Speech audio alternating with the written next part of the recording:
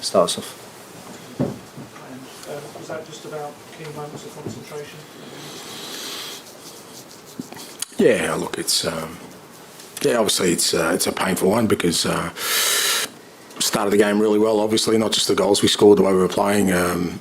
Really in control of the game, and we had some really good opportunities. Apart from 2 goals, then you lose Christian after the second goal, which is just the way our season's gone. Nothing sort of runs smoothly, and they obviously capitalised on. By the time we sort of settled back down, they score. But still felt in the first half we had the better moments to get a 3rd goal, a couple of key ones. Second half they came out and obviously put us under a bit of pressure, but I felt we were handling it not too badly. And then when they score, we then have a big moment to go 3-2 up. And in these kind of games, those kind of moments are important. We don't take it, and then both penalties were poor on our behalf. It's kind of self-inflicted, unnecessary challenges, and you're kind of giving them 2 goals away for no reason, and you give yourself a mountain to climb, which proved too hard. Can I ask you about those 3 potential injuries, Romero, Van Den, and Brendan Johnson? Yeah, Romero was just obviously hugely disappointing. He felt something in his quad. He trained really well. He wasn't the one I was worried about, to be honest. But it's just, like I said, the way the season's going for us, unfortunately. So we'll just have to wait and see. Brendan just didn't feel well. He didn't feel well at half-time, but he wanted to give it a go, but he just wasn't feeling 100%, so we had to sort of take him off. And then, the plan was always for Mickey to play 60-70 today. Obviously, I thought, Romero would be okay to play 90, but Mickey probably 60-70, so we were always going to take him off.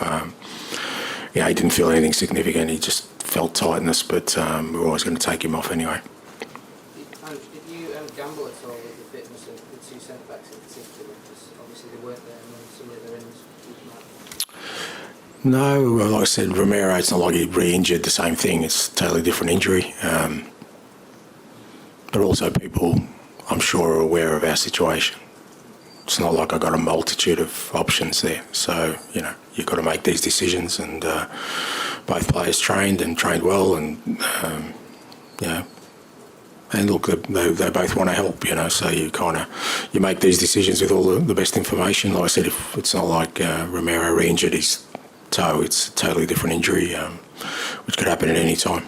Some people say maybe this defeat has come in the most damaging way possible, and so it's seen the band losing players. How bad's that legacy moving forward? How much of a challenge is that?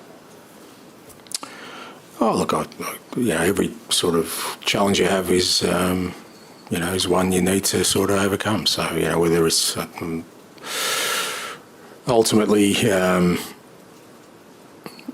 pain of the defeat today, for me anyway, doesn't diminish that we also played very well against the top team, and at times looked the better side. So I always kind of look for that in terms of our growth. And like I said, it was disappointing that we worked awfully hard, but to give away 2 goals, then kind of when you give away 2 penalties unnecessarily, you're against a quality side anyway. Make things very difficult for yourself. And what did you make of Moses to say those tackles in the first half, and you obviously then won the penalties in the second half? Oh, look, I think it's kind of where we're at with current state of football, where people are just frozen to make big decisions. I think referees don't want to make them because they'll go to VAR. VAR doesn't want to intervene because they think it's so. You're kind of left in no man's land. There's a couple of decisions I thought today that were, definitely went against us. I thought linesman put his flag up bizarrely for Decky when he was through. I don't know what for. But they're things that are out of our control. We can't do anything about that, and hopefully the powers that be sort of work that out. Frustrating is it for you to have all those kind of uncontrollables? It's just the space we're in at the moment. Like I said, we just don't seem to get that sort of ability to just gain some traction every time we seem to. Something comes along and disrupts us. People keep referring to the City game, but we lost Vic straight afterwards for for 3 months. So it seems like we're just not able to do that. But like I said, they're uncontrollables. My role is to try and maintain the course of the things we can control, and keep sort of making sure we're focused on continuing to grow as a team, and I always feel with these things that at some point they even themselves out, and if you do the right things, they'll come back to you. And when you said a couple of decisions didn't go your way, was one of them Casino and Saar? Were you surprised that that's not? Yeah, that's what I was talking about. Yeah, so but like I said, that's kind of where we're at. I just don't think, I've said it before, that technology has helped our game. I just don't see how it helps, because it means instead of one person being in control of a game and you're kind of accepting that, you kind of almost feels like no one's in control because everyone's scared to make a decision to overturn somebody else. Referees scared to make a decision because in case they get it wrong, VAR don't want to intervene, which is, I get that, because they don't want disruptions to the game. So you just got to cop it. When you talk about, sort of momentum, really, just finding that consistency, I guess, because, it's difficult to, I know you've got injuries, but it's difficult to play off certain parts of today's game against, other performances. Yeah, well, but that's what I mean. Every time we have sort of seemed like we're on solid footing, something has come along and, sort of become an impediment for us to do that. So it's just the way our season's gone so far. Fair to say, it went like that last year. So it's not like since I've been in this unusual territory, but ultimately, as I said, my role in that is to focus on the things I can control and keep preparing the team the best we can to keep progressing as a football team and turn our season around. Does confidence and belief among the players become an issue? When I look at today's performance, I don't see them lacking confidence or belief. I think it's probably the other way where, I think, say that both penalties we conceded were born out of desperation. I think they're desperate to kind of turn our season around and are really disappointed with the way it's gone. And when you're in that mode, you kind of lose that sort of composure and discipline you need. So I don't think, like I said, it's not like we're hanging on in games. Like we wouldn't play like we did today if there was lack of belief or confidence. I just think when you get into this kind of situation we're in, there's also this sense of desperation from the players, and I thought that cost us today. I also felt even at 2-0 there was a bit of tension in the crowd, even when you were winning. I just wondered whether that transmits to the players. Look, fair play to them. I thought the crowd were good today. I thought, they got behind the team. But, I guess when the season's gone as it has for us, and then, like I said, at 2-0 to lose your centre-back, it's just, it does disrupt you. It's not like, you started the game so well, you have to make a substitution, which means, you're hampered in making substitutions in the second half, and all these things come along that you just go, well, here we go, another challenge for us. Nothing's really running smoothly. So I think the crowd probably senses that as well. And like I said, it almost becomes a bit of a self-fulfilling thing where, you're almost expecting things to go wrong. Dave, final one, please. I was just to say, actually, you touched on it before, but this is uncharted territory for you as a manager. Can you sort of, turn the focus inward, and how do you sort of, A, stop everyone feeling sorry for themselves because everything's going against you, and B, the process is that you try and... I don't sense that anyone's feeling sorry for themselves, but it's a tough moment because, you kind of... There are all these tools you could possibly use as a manager when you're going through tough moments to sort of turn things around. And,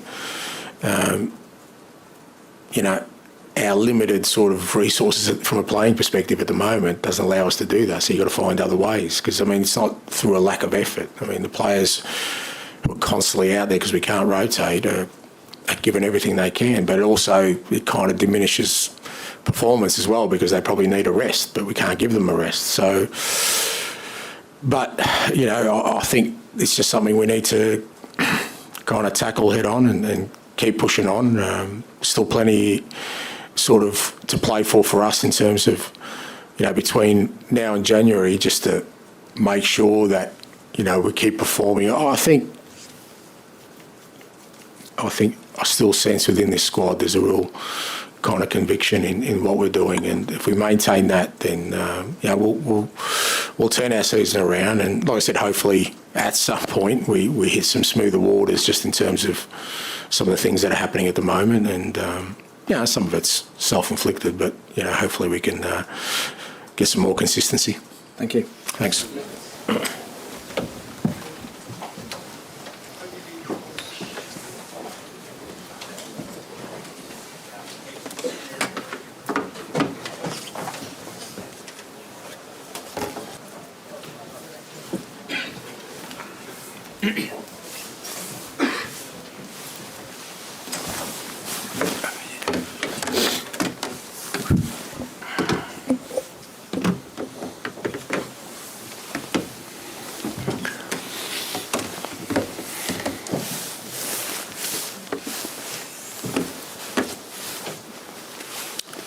Okay, who wants to get us underway?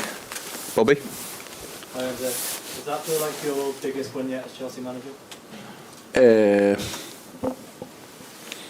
I don't know, to be honest. I'm not thinking about this. It's for sure it's important to win.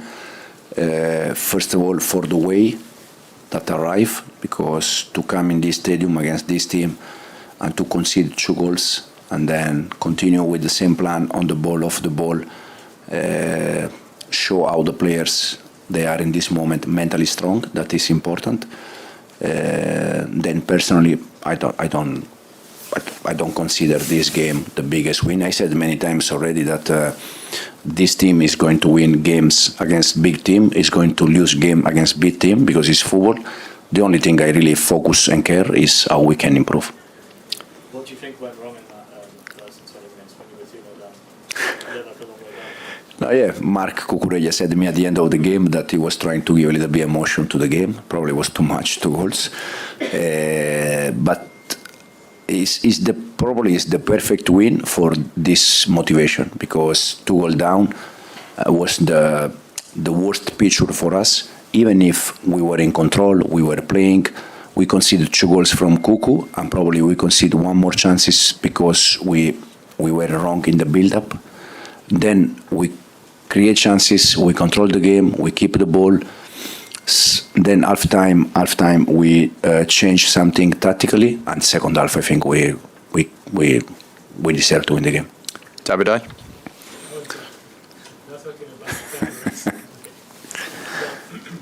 When you see a team showing this strong mentality, how happy are you as a man? But very happy.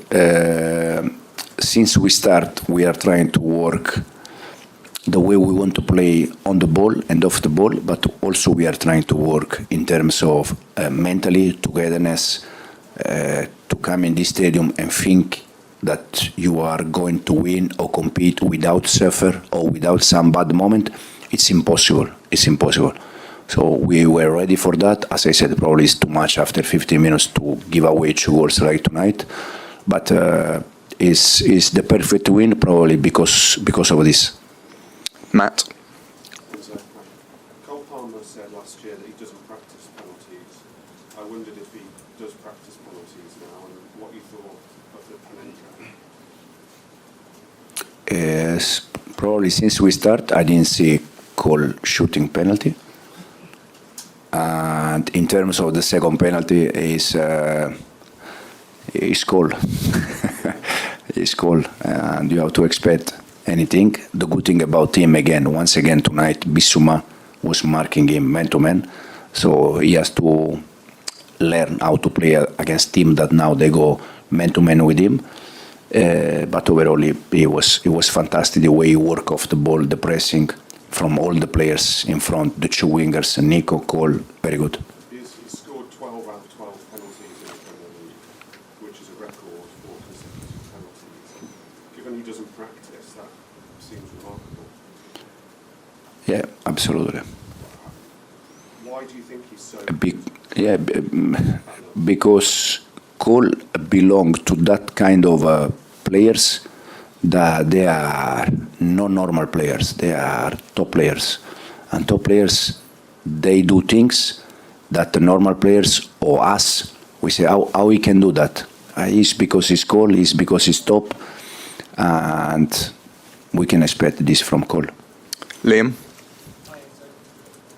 Were there any concussion concerns with Romeo at half-time, or was it just purely tactical? No, unfortunately, he felt something in his hamstring the last minutes of the first half.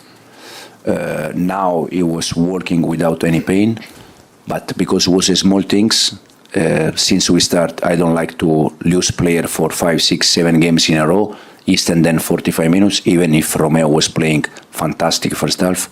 But we tried to change because he had a problem. Also, do you know what happened to Martin Correa? No, can happen. Can happen. Unfortunately, happen. And the same player twice. But I think happen many times in football that a player sleep.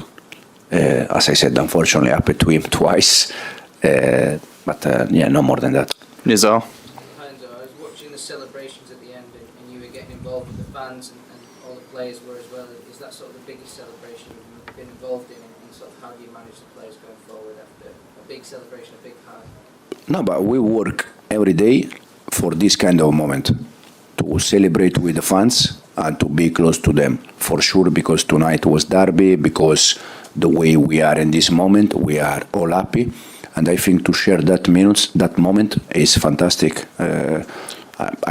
I said many times that we need our fans home and away, and I will tell now in this moment that against Brentford we need them to continue in this moment for us. Won't be an easy game against Brentford, and we need them to help us and pushing us. John? And so, just going back to Cole, on current form, is he the most exciting and the best player in the Premier League right now, on current form? For us, for sure. But then I think Premier League is full of top players, top talent. But Cole belong to that players. Can he, I mean, he's so young, isn't he? He's sort of kind of so just instinctive. I said I had Cole for 1 year, 4 years ago at City, under 23.